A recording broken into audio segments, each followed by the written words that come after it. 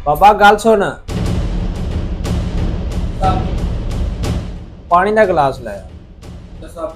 हाँ जल्दी लिया भी थोड़ा लो साहब जी पानी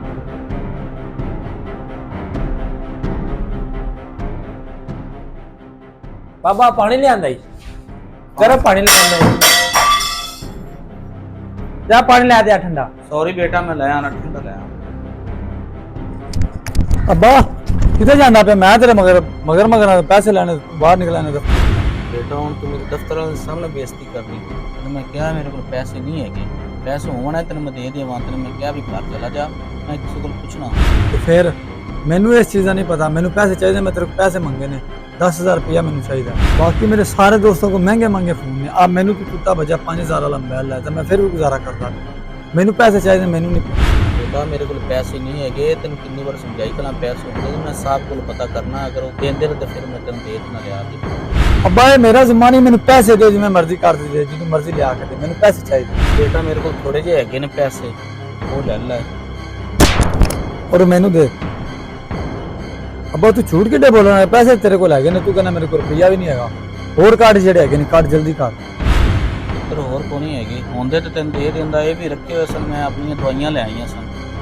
अब्बा तू बुढ़ा हो गया तू झूठ बोलना पैसे तेरे को आने लेकिन मैंने शाम तक पैसे चाहिए ने जितनी मर्जी लेके आ मैंने पैसे चाहिए ठीक है बेटा मैं करना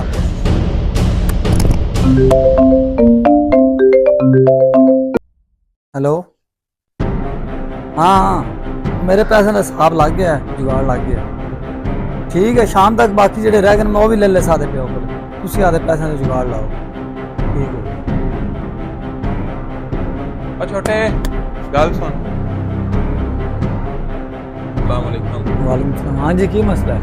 यार तू आदे प्यो नाल में क्यों बदतमीजी कर रहा तू कौन है तेनू की लगे मेरा बाप है मैं जो मर्जी कराऊंगा मसले की गल नहीं है पता तेरा प्यो किन्ने मुश्किलां नाल पैसा कमांदा है लोगों दी गल्लां सुनदा है तू फिर भी उनका बदतमीजी करदा पिया तू काम कुम कर लिया कर बड़ा सारा हो गया वो तो गल ठीक है पर तू है कौन मैनू ये तो दस की शै मैं इत्थों दा मालिक हां सॉरी साहब जी सॉरी आ तैनूं मैं विखावां तेरा प्यो किवें पैसे कमांदा है बाबा जी असं यार खाना खावन गया चेक करे ना गंद कितना बचा पे तेरे को काम नहीं होता जो तू नौकरी छड़ दे सॉरी साहब ने साफ कर दे जा घरी पूरी पै तेरी हुन उम्र ज्यादा हो गई हुन तू काम करदा बनना ते पुत्रा नु काम कुम ते ला यार आज साहब आंदा मैं उनके नाल गल कर लेना हुन इंदा की फायदा सफाई करन दा दस ना मैं सॉरी साहब खाना खावन गया सी ते तू आया ते गंद बचा पे सारा ही आप जी उन्होंने ना साहब आमन वालों ने मेरी बेइज्जती कर देनी यार सॉरी साहब जी बड़े साहब ने ना दस्या सब जगह हम शिकायत का मौका तेरे छोटे छोटे बच्चे ने साहब जी चल निकल जा बाहर चल अच्छा साहब जी